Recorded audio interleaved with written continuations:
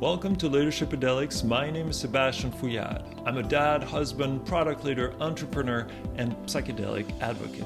Join me every week as we explore the influence psychedelics and other life-changing experiences I've had on leaders around the world, their lives, and the future they build. I'm here to inspire you and help others come out of the psychedelic closet, breaking the stigma around psychedelics and giving credit where credit is due. All right, everyone. Well, welcome to another episode of Leadershipedelics. This episode is a little different. This is an intermission episode between two seasons of Leadershipedelics. So I just completed recording season 1. I'm approaching it a little bit like Netflix, where we don't have a lot of episodes, and maybe we focus more on quality and we keep them small. So we've got 8 episodes with fantastic guests. So this episode here is the intermission episode where I reflect on what have I learned from those 8 amazing guests, those 8 wonderful episodes, and condense it into hopefully 40 minutes of less, and you can enjoy some of those insights without having to listen to all the episodes. Or if you jump straight to season 2, maybe you use this as a recap for season 1. So it's been about 2-3 months since I started this, and it's been quite a journey. Like really, I set forth to talk about leadership meets psychedelics, to look at the intersections of the two and how people manifest their vision and a better life for themselves, for the people around them, for their community, for their work. And I've used leadership very loosely, so that, it's not just a title, but it's how people lead their life, how people lead among other groups of people. And so we started the season with Luc Van Poelje. Luc Van Poelje is located in the Netherlands. He's a psychedelic expert. He runs retreats. He works with veterans, and it was really fantastic to talk with Luc about his experience, his first ayahuasca experience, when he had a very satisfactory career. He was working. He was happy. Well, I don't know if he was happy, but he was growing through his corporate career, and then he met ayahuasca. And gained lots of insights, and he traveled to the Caribbean on his sailboat, and he takes us through all those beautiful stories. And then after that, on how he's been building psychedelic insights where he's at now. What was fantastic with Luc was, I really appreciated his storytelling, which is an art in and of itself, and it was, wonderful to listen to him talk about his sailing down to the Caribbean after his ayahuasca ceremony. It was wonderful to hear about the work he's doing with veterans. Some of the insights that I gained from it on leadership, but like from his perspective, leadership isn't necessarily the person who leads, but it's someone who's between other people and helps them lead, helps them move forward. The discussion around control. Sometimes you have the mistaken perception you have control when you really don't, and so why are you trying to retain control? That was a quote from Luc that I particularly enjoyed. He's worked with about 300 clients. Now he's working with the Netherlands government to actually bring this healing to veterans. It's pretty amazing, and I think anyone who's interested in psychedelics to help heal mental health, veterans, and to understand journeys on how you might not be satisfied with your life, you find your way, and then you have heart-led leadership after that. Luc's discussion was fantastic. After Luc, the next episode was with Marik Hazan. So Marik Hazan founded Tabula Rasa Venture.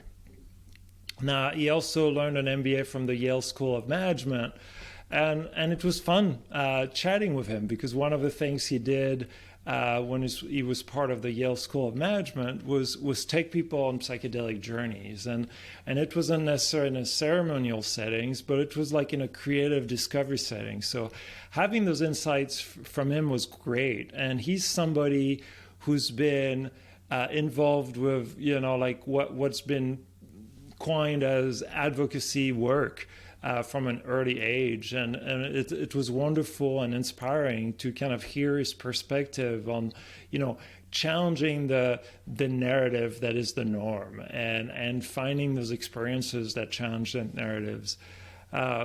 He's also working on a book around the psychedelic industry, which I'm really looking forward to. And we touched, when we were talking together, we touched on the need for community after psychedelic experience. This is kind of a recurring theme that we've heard quite a bit about, or I've heard quite a bit about, how as we, move forward and get more technologized and spend more time on social media and consuming media from Netflix, like how is our community evolving? How connected are we? And when we have experiences like psychedelics, how do we have that community, that help that we need to help us figure out what that experience meant? Sometimes it's in the form of a therapist, sometimes it's family and some friends, and that's something he brought up during the interview that really made me kind of internalize that, of like, yes, it's like when you have a deep experience like that, like make sure you have support. Marik was also very big on the need for openness in leadership, to be open about how you approach things, and just there's a lack of that from his perspective. And I've seen that firsthand, and in my mind, that openness and vulnerability and heart-led leadership all kind of go hand in hand. So check out that was episode 2 with Marik. I had a really good time with him. And then episode 3 was with Rob Kalvarowsky, and Rob, he's a high performance leadership coach, and he also co-hosts the Leadership Launchpad podcast and project, which provide coaching services around leadership. Rob's journey was wow. It's powerful. It's a journey that I've seen quite a bit. He was hyper competitive in his youth. He accomplished everything he set forth to accomplish, and then he hit a wall, and then the depression came in, and I don't want to say too much because he tells his story better than I do, but eventually he started like looking for different ways to heal, and to from EMDR therapy to ketamine therapy, and he took me through that journey, and it really made me appreciate kind of like some of the darkness people get into, and that quest to look for healing that we all go through, and Rob goes through that in this episode. That's episode 3, and that was really nice and humbling to hear about his struggle, but also to hear how that led him to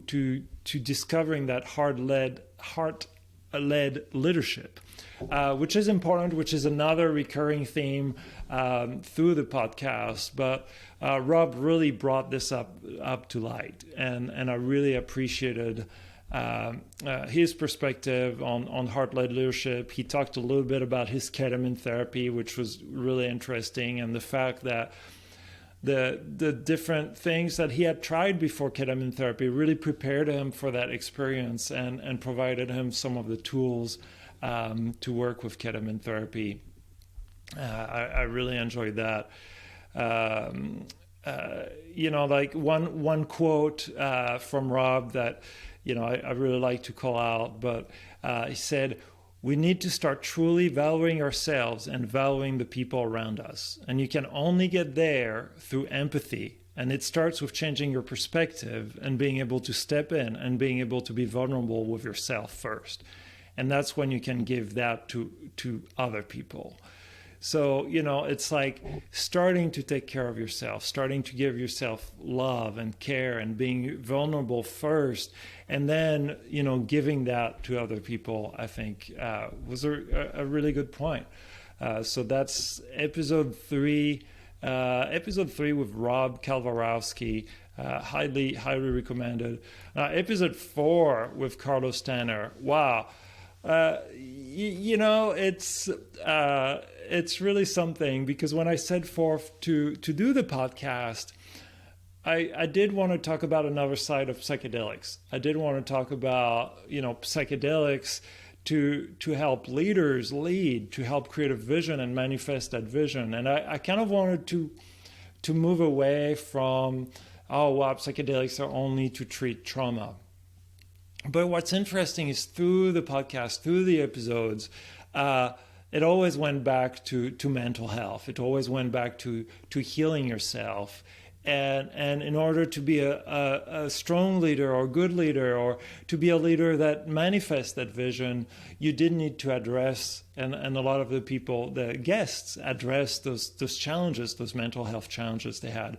So Carlos, wow, talk about I was going to say crazy journey, and I don't want to judge here, but like it's an intense journey. That might be a better word for it. He started, he had a career. Again, had a career. There was some changes in this career. Turned to some hard drugs in the 90s. And eventually drove his car in a river, off the road in a river. Thankfully, his window was open and he was able to get out. But like the next week after that, he's on his way to do an ayahuasca ceremony in the jungle. And he was like a heroin addict, like right up until then. But that ayahuasca ceremony completely changed his life, and gave him that sense of purpose, that sense to move forward and do some good and build a home down in Peru and heal others and help others. And now he's helping, he's I believe director at the Ayahuasca Foundation. And his work that he's doing there is helping empower others to heal themselves, empowers and helps train future healers, future people who could be therapists and help others. So it's a beautiful story. He also he loves philosophy, and so he gave me new perspective on how to think about even certain substance like alcohol and cannabis, where I might see them used in a certain way, maybe an abusive way, because in our culture, Western culture, that might be all we know, or but they actually in some different cultures they're used around ceremonies and in completely different contexts with different type of reverence. So I really appreciated being exposed to that from the discussion I had with him. We talked a little bit about the role of faith in the leadership. It was like what it means to have faith in a leader and to help others have faith in that mission and that vision, and how do you materialize that and manifest yourself. There was a lot of conversations around reality and evolving our understanding of reality to help us gain more influence over our goals. Like, what is reality? Is this something inflicted upon us, or is this something we manifest? And so those were really deep questions that we dealt with. We were talking about. It was a fantastic things, and he shared a little bit of a story around preparation. For psychedelics, there's a lot of talks about preparing and preparing properly for a psychedelic experience. So It's very much, from learning from my conversation with Carlos, what he said was that this is very much a construct of the Western culture, because very often we have a limited time to have a psychedelic experience, and we might plan a retreat and so on, and because there's a limited time, limited window of opportunity. As a result, kind of the need for preparation was created. And so people will have diets they follow, they'll have exercise and all that. And it's to make sure you optimize that experience and make the most out of it, which makes a lot of sense, right? But what he brought up is that, in some of those tribes in the Amazon, is like if you're sick and you go to the doctor, the shaman, the healer, on the same day because you're sick, there's no preparation. They give you your dosage of medicine, whether it's ayahuasca or some other medicine, and you go through the process right then. So that was a different perspective that you don't often think about. Another thing Carlos does a lot of work around, and it's worth checking out his work, is integration. He spent a lot of times on helping people integrate their experiences. In fact, there's a lot of training that he does around integration. So fantastic guest, fantastic episode. That's Carlos Tanner, episode 4. Again, highly, highly recommended. The next episode, episode 5 with Ryan McMinn. This one was really interesting and close to my heart because Ryan and I both worked at Microsoft. Ryan was so when we recorded, we were both still at Microsoft. I probably had already given my resignation. But Ryan hadn't. Ryan was still at Microsoft. In fact, he mentioned that the discussion we had helped him through the process of figuring out he had to resign, or he wanted to resign, and take some time to himself.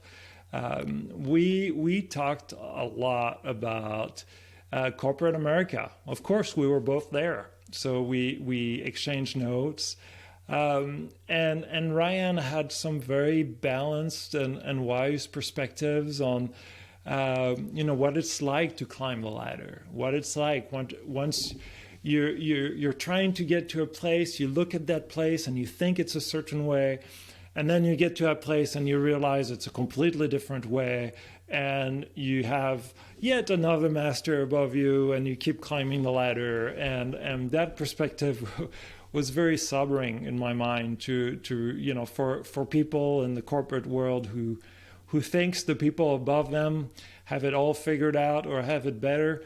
It's not necessarily so. It's like we all have constraints and requirements that we work with. So Ryan also shared one insight from his first experience was psychedelics give you the ability to see through people's masks, and this is something that actually, if I think another guest mentioned that as well.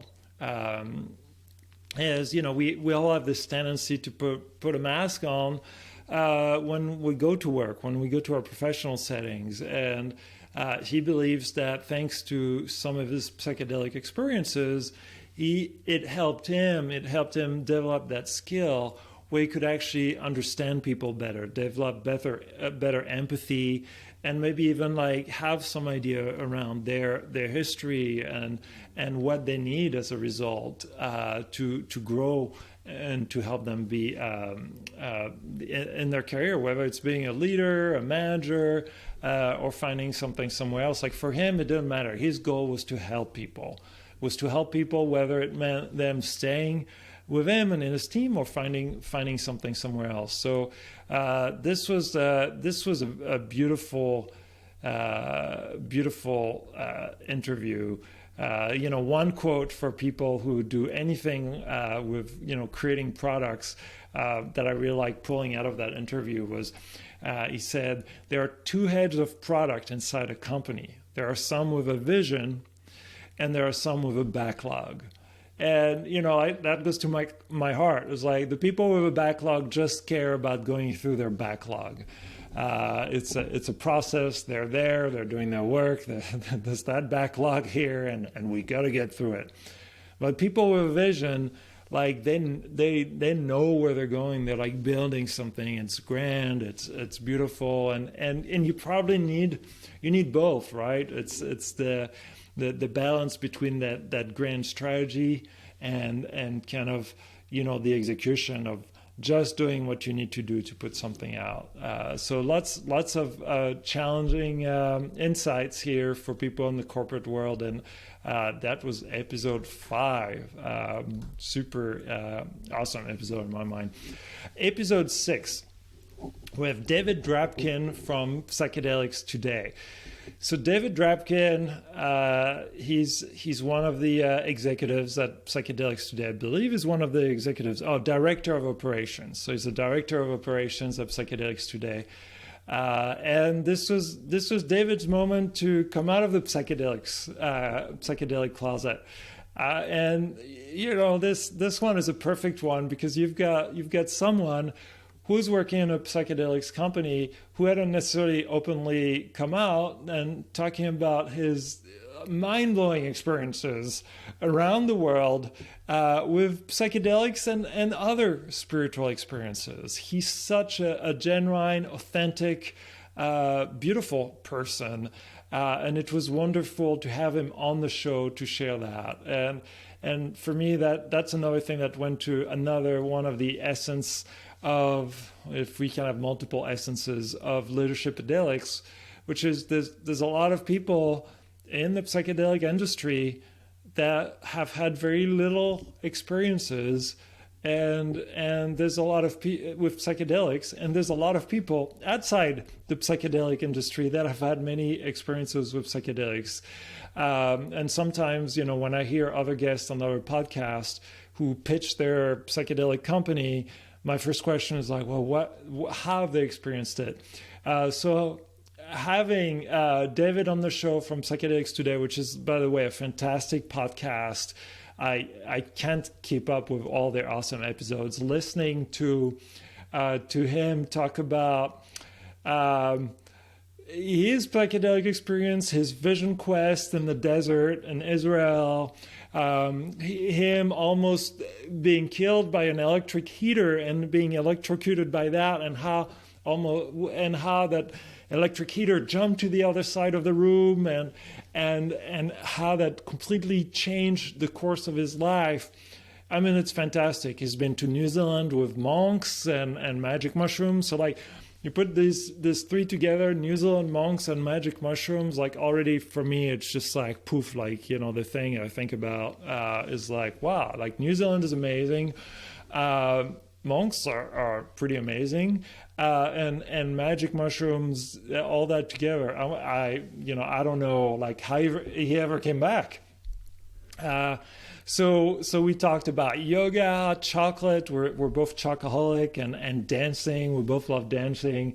And there were some very touching moments. He talks about this school teacher when he was young that passed away, but completely changed his life. It passed away when David was still in school, and you could hear that it was something like very special to him when he talks about it, and it changed the course of his life because he learned, and he took this as a challenge to show to be worth the respect that the teacher was putting in him.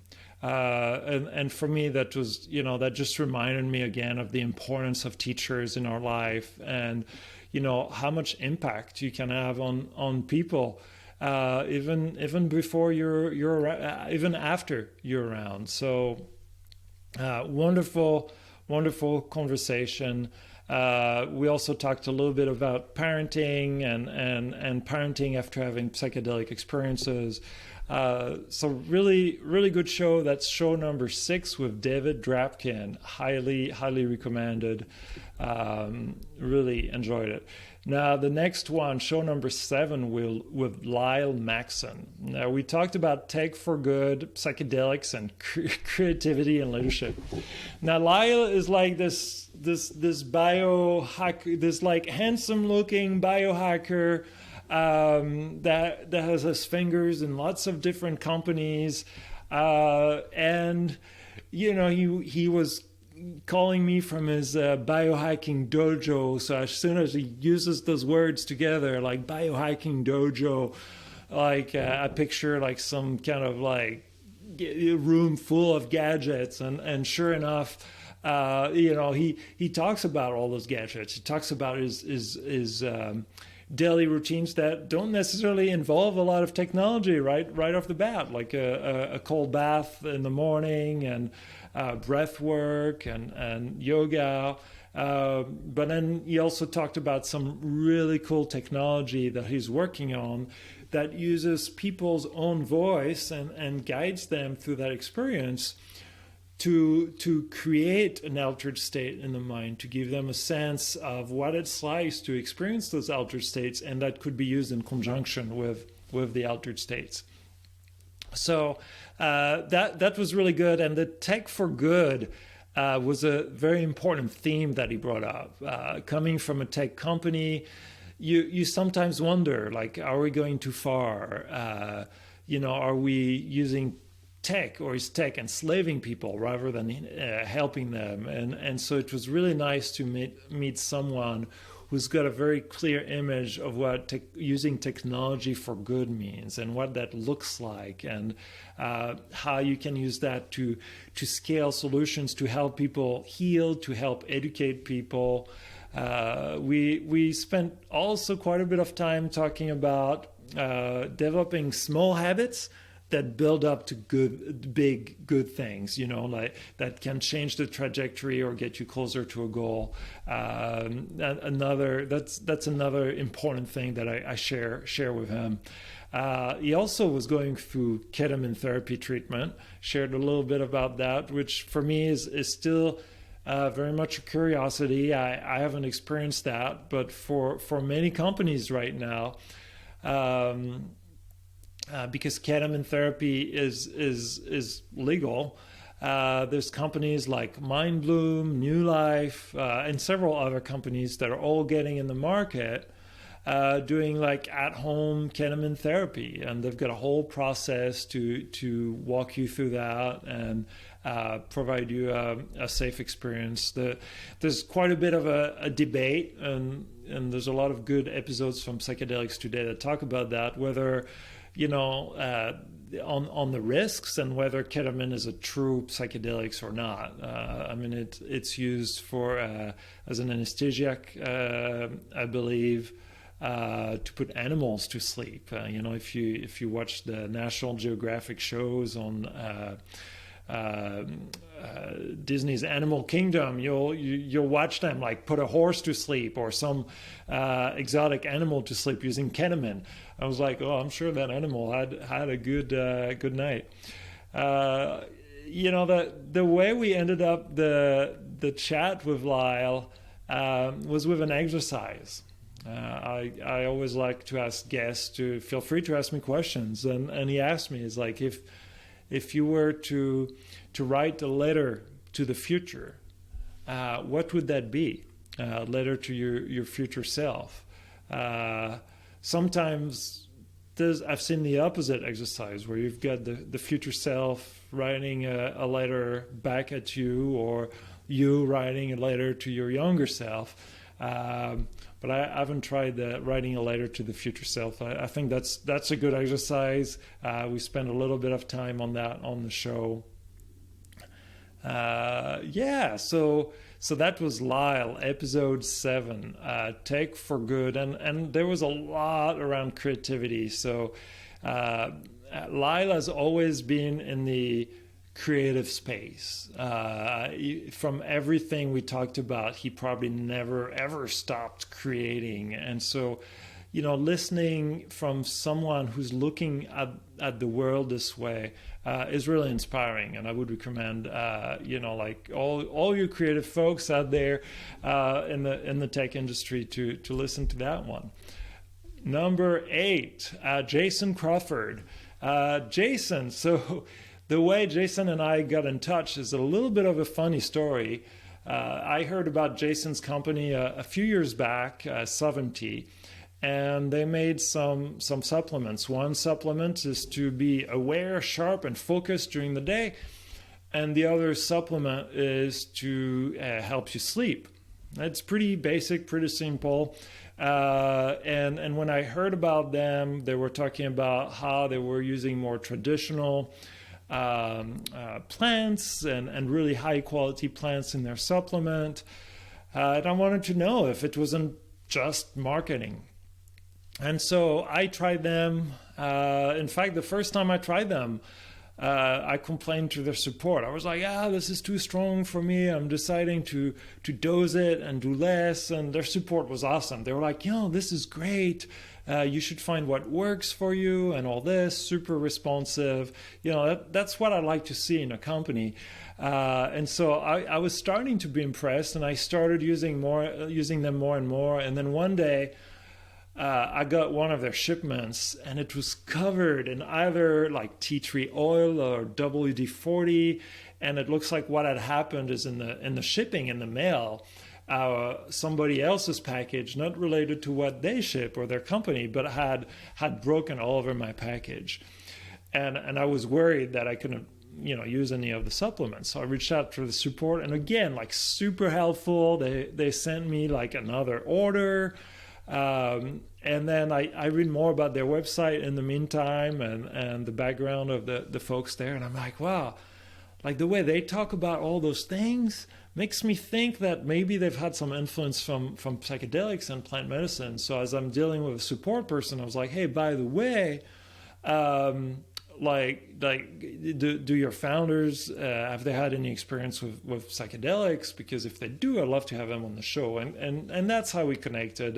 And Jason was awesome to join the show.